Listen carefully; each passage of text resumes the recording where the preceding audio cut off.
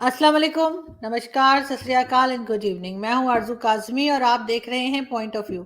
और जैसे कि आप देख रहे हैं हमारे साथ हमारे दोस्त साजिद तारड़ साहब हैं और साजिद तारड़ साहब को आप लोग सुनते रहते हैं और बड़ा खुल के बात करते हैं। अच्छी बात ये है कि बड़ा सही से बात करते हैं, कुछ छुपाते नहीं है, घुमा के बात नहीं करते।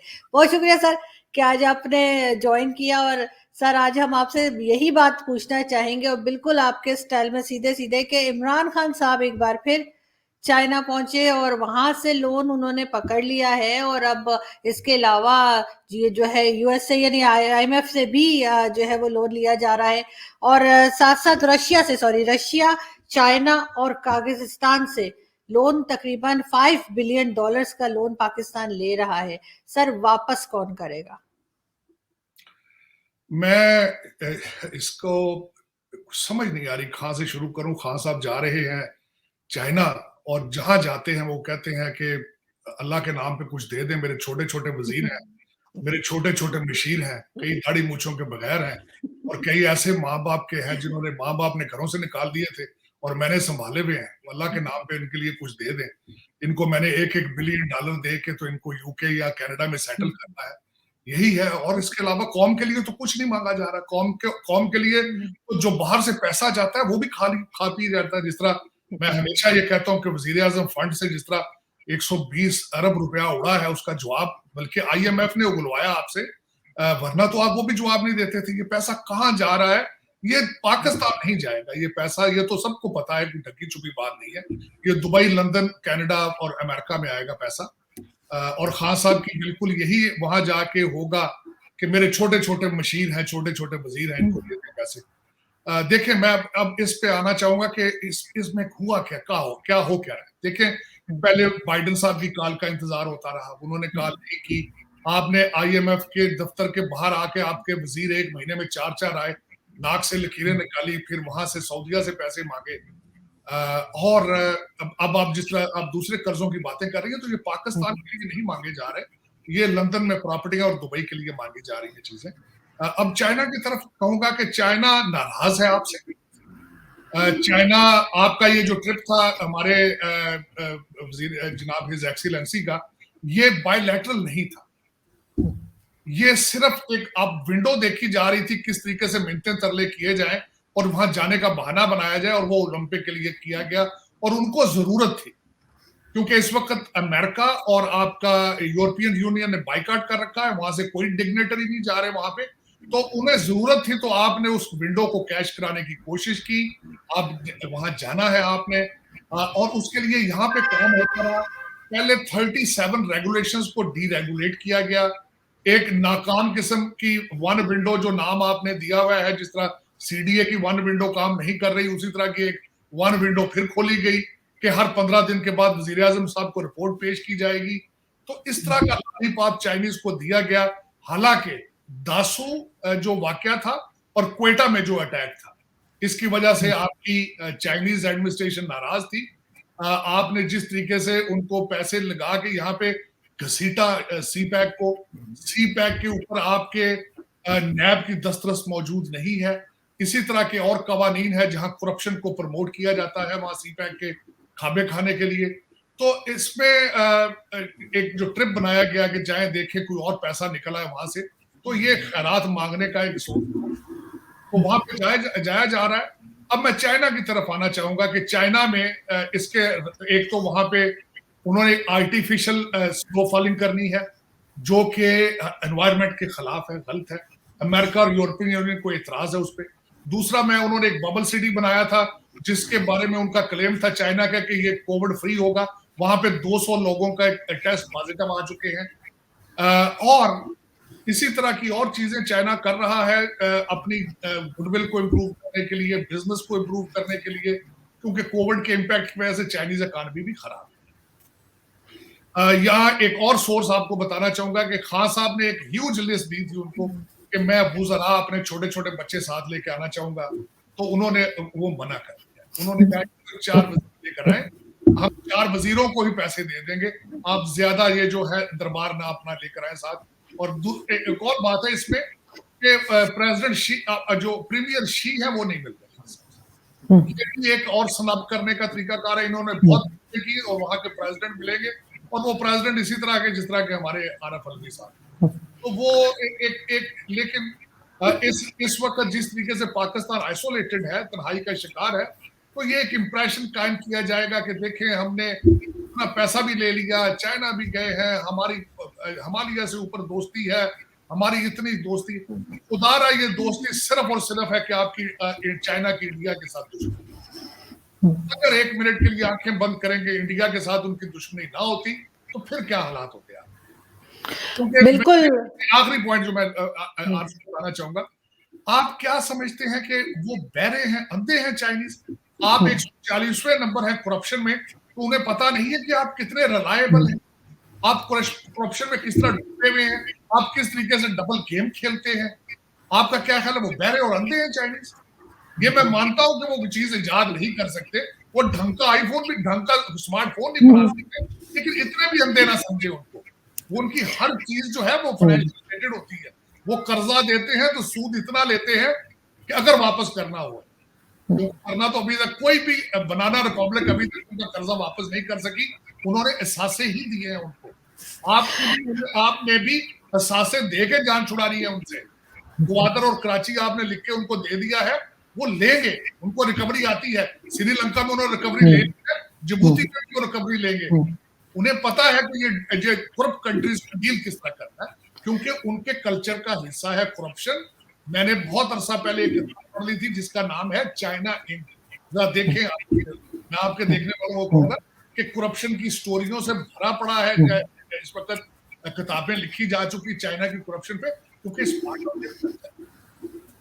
नहीं, आप बिल्कुल ठीक कह रहे हैं सर, लेकिन जैसे दुनिया को हम देख रहे हैं कि बदलती जा रही है, चाहे वो इजराइल को एक्सेप्ट करना हो, इजराइल के साथ डील करना हो जिसमें इस्लामिक कंट्रीज भी आ गए, चाहे सऊदी अरब हो या यूएई हो, तो कोई पता नहीं कब चाइना और इंडिया की भी आपस में टेंशन खत्म हो जाए, तो फिर इनको छुपने की जगह नहीं मिलेगी, क्योंकि अभी तो चाइना सिर्फ इसी वजह से इनके साथ है। लेकिन एक चीज और है सर, मोईद यूसुफ साहब अफगानिस्तान गए, कोई खास उनको भी वेलकम नहीं मिला है, वहां भी सुना यही गया है कि कोल्ड शोल्डर मिला है इनको। तो क्या आप समझते हैं कि क्या जरूरत पड़ गई इनको कि ये वहां पहुंचे हैं?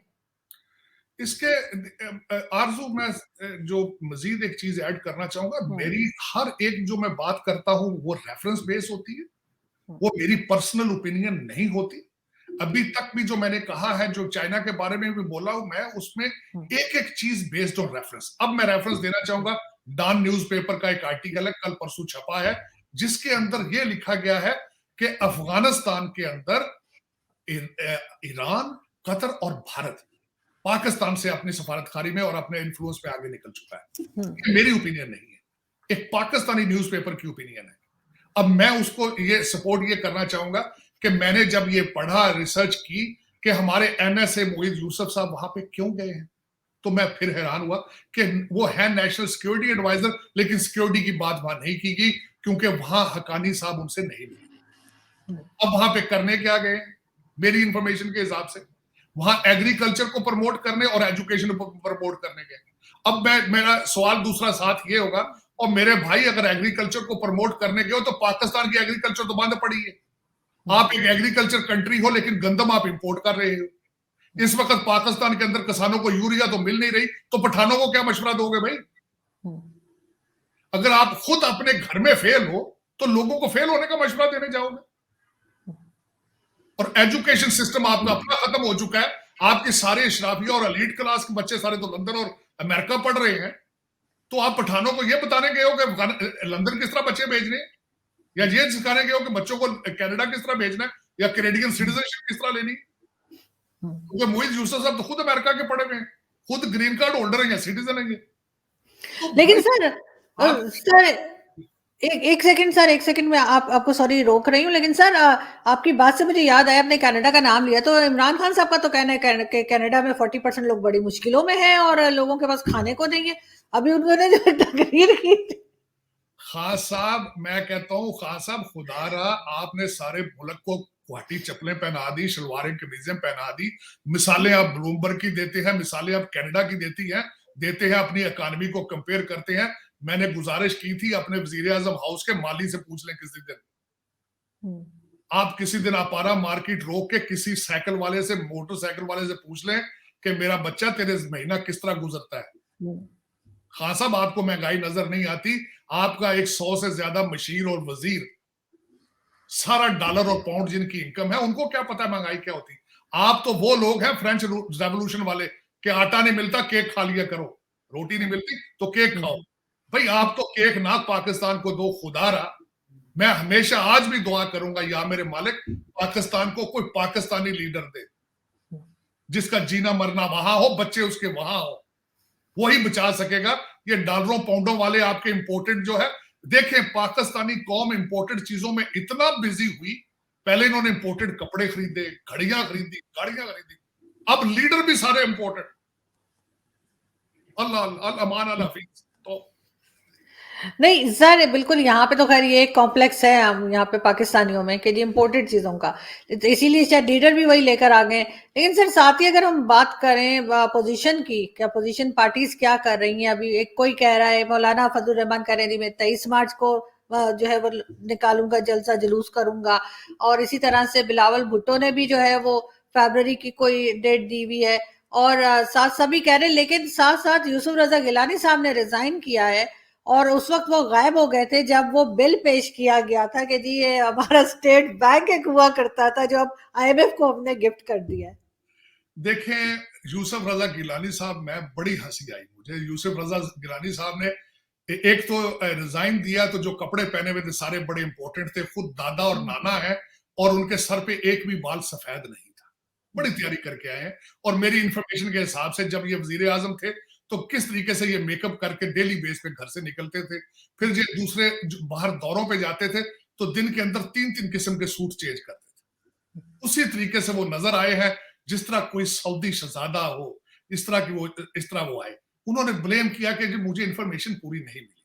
बाहर निकल के प्रेस कॉन्फ्रेंस जुनाब ने फरमाई और उन्होंने कहा कि शायद मुझ पे इल्जाम लगाया गया है कि मैं इन्वॉल्व हो गया था गवर्नमेंट के साथ। और खुदारा अपनी हिस्ट्री तो भाई देख लो पहले। आपने तो टर्किश फर्स्ट लेडी का हार भी नहीं बख्शा था।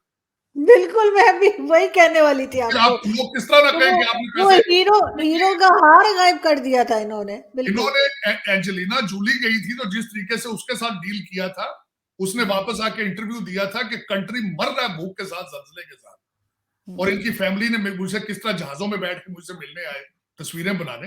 तो हजूर आप किस तरह लोग ये ना समझे कि आपने पैसे लिए होंगे। अब बताएं, एक क्रेडिट होता है ना, रिप्यूट होती है। तो नजर आपकी तो सारी जिंदगी आप जहां खड़े होंगे वो ये चीजें हार्ट करेंगी आपको। तो आप अब कह रहे हैं कि मुझ पर इल्जाम लगाया। इल्जाम मैं समझता हूं इल्जाम नहीं है, ये तो सच होगा। और तीसरा जो मैं आखिरी बात ये आरजू कहना चाहूंगा, पाकिस्तान के करंट सिस्टम को समझना होगा किसी ने। अल ऐलान मैं कहता हूं, ये जो स्टेट बैंक ऑफ पाकिस्तान का जो बिल पास हुआ है, जिस तरीके से अपोजिशन इन्वॉल्व हुई है इनके साथ, 6 आपके एडीएम के 6 सेनेटर थे, 2 पीपीपी के थे।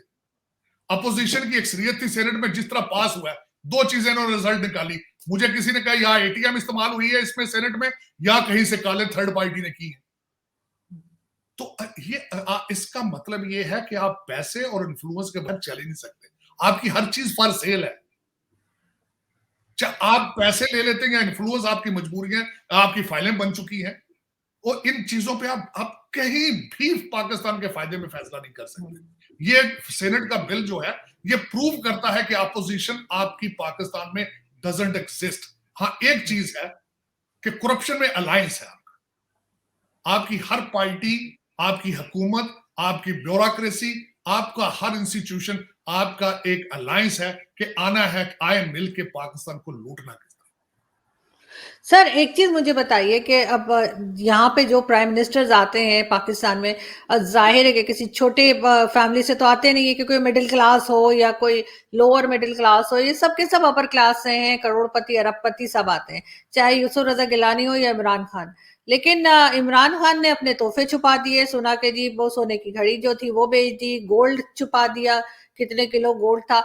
और इन्होंने जो है नेकलेस चोरी कर लिया था यूसुफ रजा गिलानी ने। ये इस किस्म के क्यों हरकतें करते हैं? और आपके ख्याल से बाहर दुनिया में लोगों को पता लगता है तो वो इनके बारे में क्या इंप्रेशन लेते हैं, क्या बात क्या करते हैं? आरज़ू, ये कोई अकेले लोग नहीं है। आप 74 साल की स्टडी करें तो आप पहले दिन से, मैं बल्कि इस पे अभी रिसर्च कर रहा हूं मैं इस पे, कि इनके हमारे हालात के मौजूद कौन थे, हमें किस किस ने आके मारा है, लूटा है, हर एक के पीछे किताबें लिखी जा सकती, हर करैक्टर के पीछे। आप बात कर रही हैं प्राइम मिनिस्टर की, मैं एमएनए बन के दिखाएं मुझे जरा, बजट देखें एमएनए का किस तरीके कितना बनता है, आमदन उनकी देखें फिर किस तरह लूटते हैं वो। ये नॉन प्रॉफिट प्रोजेक्ट तो नहीं होता ना, ये तो 5-7 करोड़ लगा के आता है एमएनए, वो 15-20 करोड़ बना के जाता है वो ढकी छुपी बात नहीं है, पता सबको पता है। आपका नैब फेल है, आपकी हर चीज, जुडिशरी के बारे में आप देखें, आपका इंटरनेशनल लेवल पे नंबर क्या है।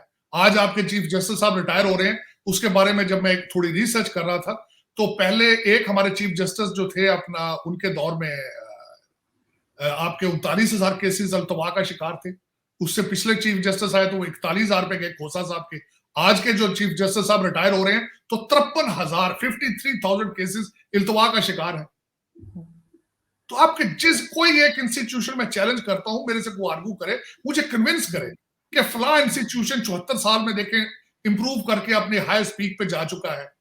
अब जिस तरह आपकी पीआईए है, इसी तरह आपकी फॉरेन पॉलिसी है, जिस तरह आपका वापडा है वो देख ले, हर चीज, रेलवे देख ले, कोई एक चीज देख के मुझे बताएं कि फला चीज इंप्रूव हो चुकी है, या फला इंसान हमें आगे लीडरशिप प्रोवाइड करेगा, फला इंस्टीट्यूशन हमें बचाएगा, रेस्क्यू करेगा। आपका नया मिनी बजट आ चुका है, आपका पेट्रोल और बिजली फिर दोबारा महंगी हो रही है। और दूसरा ये कि आपका जो लोग इस्लामाबाद में बैठे हैं, अफसोस के साथ उनको महंगाई नजर नहीं आती, क्योंकि उनकी इनकम तो डॉलर और पाउंड में है, और थोड़े लोग चल रहे हैं। और देखिए, मैंने बल्कि अगले दिन इसी चीजों के बारे में जब रिसर्च कर रहा था, तो खान साहब ने आते ही पहले तो वजीर आजम हाउस की भैंसें बेची, गाड़ियां बेची, फिर दोबारा खरीदी हैं। मैं अगले दिन हैरान हो गया हूं कि ऐसे ऐसे मशीर और वजीर हैं जो बेमहकमा है, उनके पास महकमा ही नहीं है, लेकिन यार उनको 2800 सीसी की गाड़ियां दी गई। बिल्कुल सर, कोई 13 से 14 ऐसे लोग हैं जिनके पास कोई काम नहीं है जी, महकमा कोई नहीं है, वो तौरात भी ले रहे हैं और उनको 2800 सीसी की गाड़ियां दी गई। और हमारे लिए क्या है, अय्या का नाम दो भैया का रास्ता है। और सर अभी ये भी कहा गया है कि जो हमारे आर्मी के ऑफिसर्स हैं, आर्मी ने कहा है कि जी उनके बिजली के बिल में उनको 50% डिस्काउंट दिया जाए। किस लिए? मैं पढ़ चुका हूँ उसके बारे में, पढ़ चुका भाई। वो उनको मेरे ख्याल में तो फ्री होनी चाहिए। भारत में कई इंस्टीट्यूशंस में जो है इंडिया में फ्री बिजली दी जाती है, उनको दे, फ्री दे, उनका देखें, जिसका हाथ पड़ता है वो करता है। वो आपके एमएनएस के खर्चे देख लें, आप लले तलले आप इनके देखें, टीएडीए।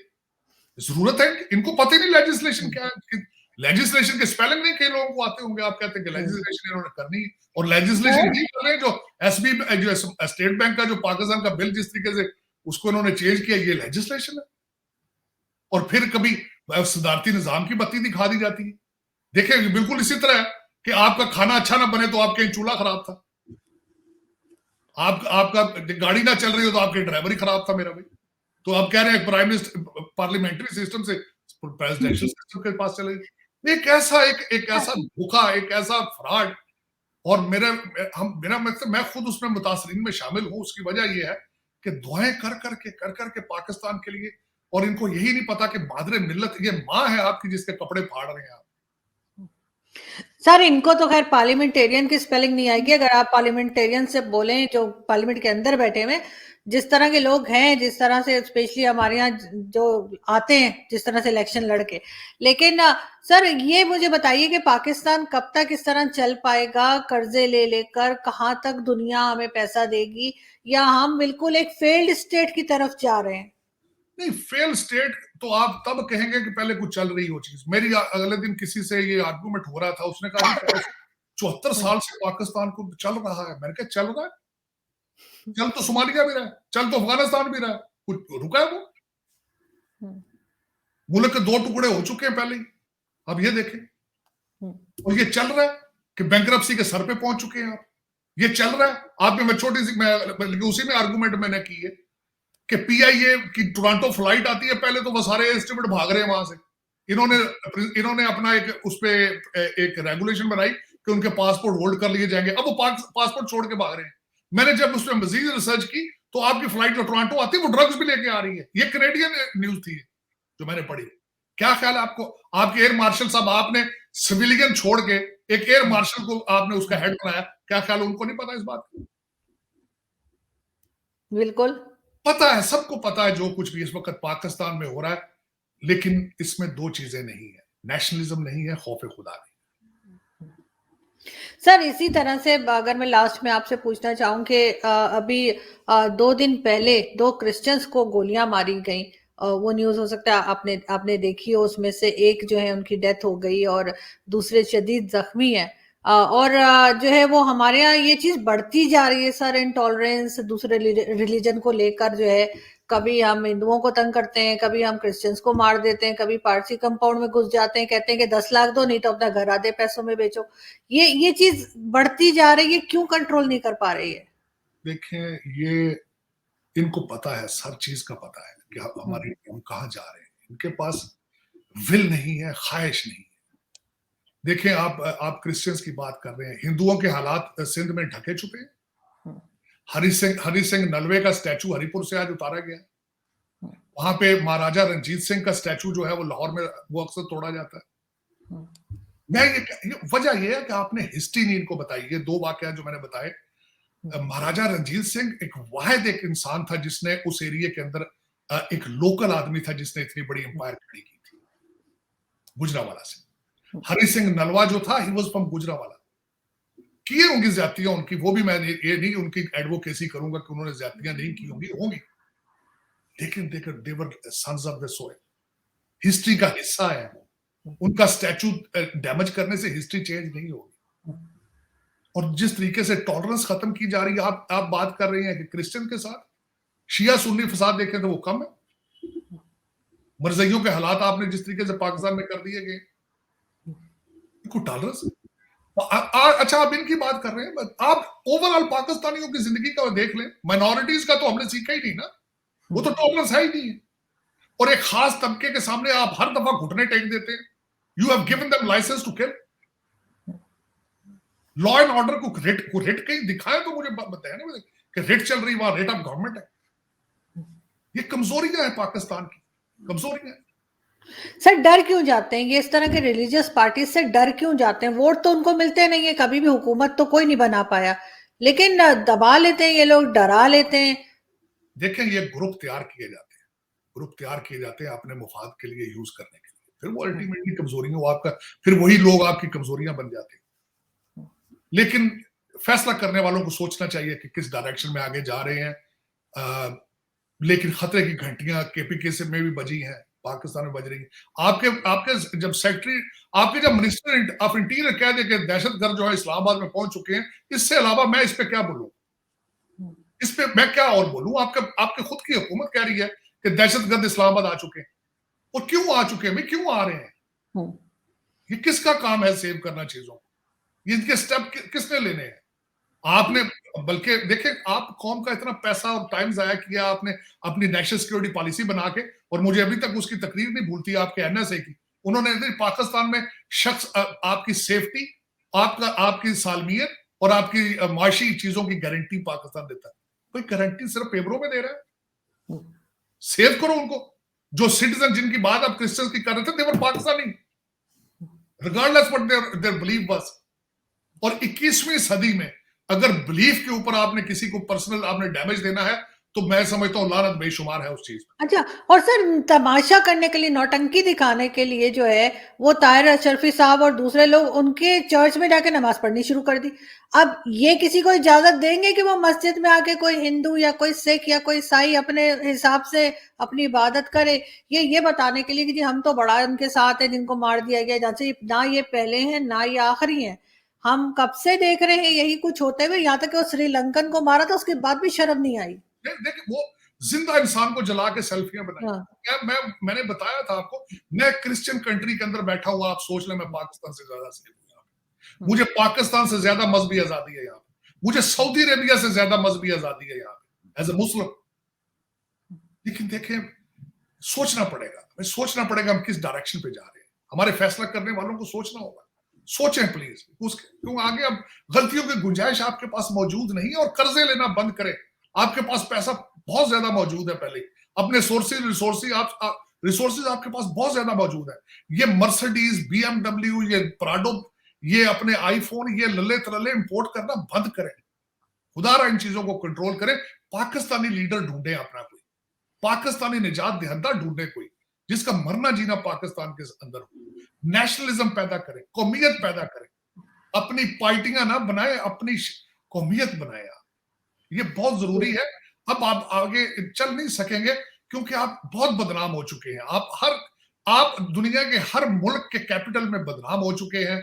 लोग समझते हैं आप डबल गेमर हैं, आप करप्शन में डूब चुके हैं। You are a non trust worthy country anymore. आप दहशतगर्दी में आपका सारा कुछ हो चुका है। आप इस चीज को ठीक करें, साफ करें प्लीज, अपने इमेज को ठीक करने की कोशिश करें और कुछ लोकल लीडर ढूंढें। यही मेरी आखिरी रिक्वेस्ट होगी आपसे। बिल्कुल, जो समझ सके कि लोग किस प्रॉब्लम में हैं। बहुत शुक्रिया सर कि आपने आज जॉइन किया and I hope to see you soon कि आप दोबारा हमें जल्दी जॉइन करेंगे। लेकिन इन लोगों को सुधरता हुआ लगता नहीं है कि किसी को भी कोई ख्याल है। जिस तरह से कर्जे पे कर्जा लेते जा रहे हैं तो वो चीज़ कहीं भी रुकती हुई नजर नहीं आ रही। वरना इमरान खान ने कहा था कि जी मैं तो खुदकुशी कर लूंगा अगर मुझे कहीं से लोन लेना पड़ा, लेकिन ना उन्होंने खुदकुशी की, लोन पे लोन ही लेते जा रहे हैं फिलहाल। बहुत शुक्रिया सर कि आज आपने ज्वाइन किया। पाकिस्तान जिंदाबाद। Thank you sir.